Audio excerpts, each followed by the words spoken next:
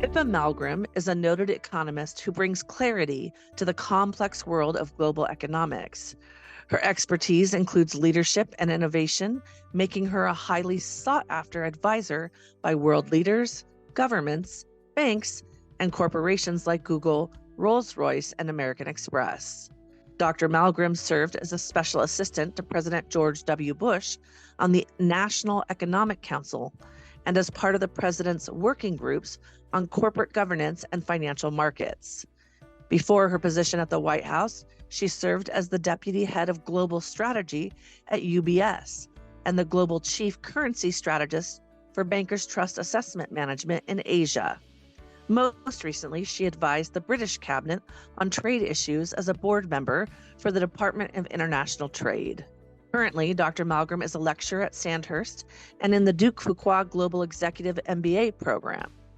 She's a senior advisor to the Monaco Foundry, which supports impactful startups in Europe, and serves on the advisory board at Streamline Media. Her diverse experience includes co-founding a robotics firm that made award-winning industrial drones, supporting clean tech startups, and authoring numerous bestsellers, The Infinite Leader and The Leadership Lab among them. Dr. Malmgren has a PhD from the London School of Economics and completed the Harvard program on national security.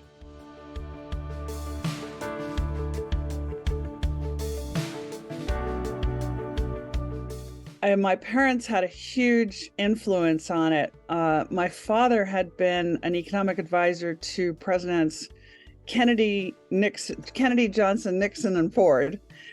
So we just grew up in the middle of politics. And my dad used to always spend time explaining things to me. He would say, there's the front page of the Washington Post story, and then there's what actually happened. And you need to know what actually happened. But he had a way as well of making the world economy so interesting.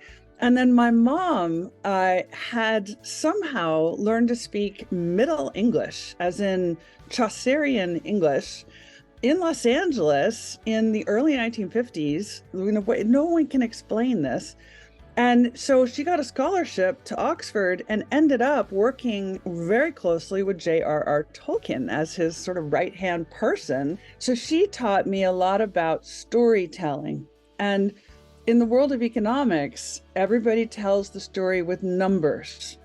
But numbers don't really move human beings very much. Stories move human beings. So I think I got the storytelling of this world economy, which normally is presented as this very mathematical, technical thing, but it's really about the human story. So that was the background. And then I somehow got ultimately into the London School of Economics, did a master's and a PhD, and got a job in the City of London. I ended up at one point as the chief currency strategist for a big American investment bank, and then the deputy head of global strategy for the biggest Swiss bank. And I realized that all these people who are managing money are hanging on every word of politicians and policymakers in Washington and the national capitals, and that there was like a language gap. And the language gap was, I just realized I happened to speak both the language of policymakers because of my growing up in DC and my parents, but also the language of traders. And there's huge value in being able to translate and interpret. And from that, strangely, a whole bunch of people who thought they might become their head of government started calling me up saying, can you come brief me?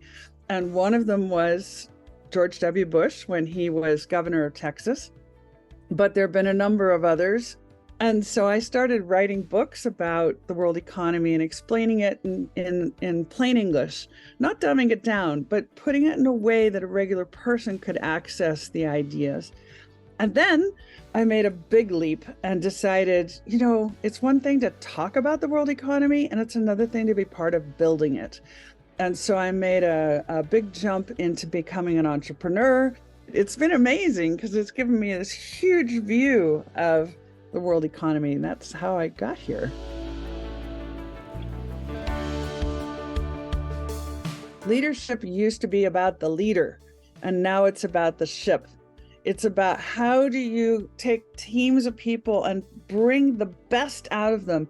Often, how do you bring out the gifts that they have that even they don't know they have, right? It's helping people become something that even they hadn't identified yet as a capability or a skill.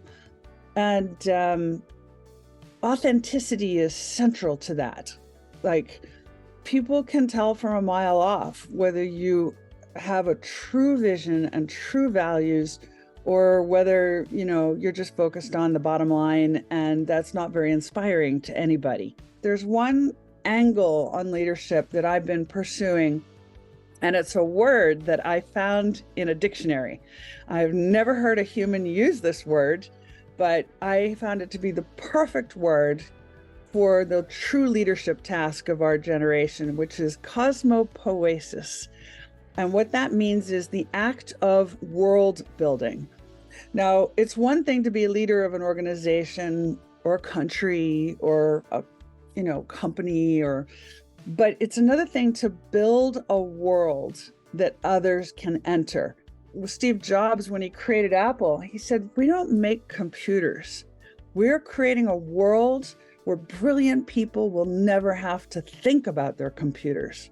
That's cosmopoesis. You are creating a world where others can create. And so I love this concept. I'm working on a book on this right now. I think we need more women, but we also need more feminine. And men have feminine qualities. Also, women, most men and women have masculine and feminine qualities. We draw on them at different times for different purposes. The feminine tends, not always, but tends to be more preoccupied by connection, by community, by how do we bring people together. The masculine tends to be more preoccupied by winning, by getting ahead of the other guy, by going somewhere as well, like achieving an objective. And, so in my career, I've used my masculine qualities frequently during my career to achieve objectives and to win. And I'm not saying those things are not important, but I do think the feminine in policymaking, in business, in communities, it has a very powerful resonance, and the absence of it is a problem. So in that sense, yes, I think we need more women, but we also need more space for the feminine.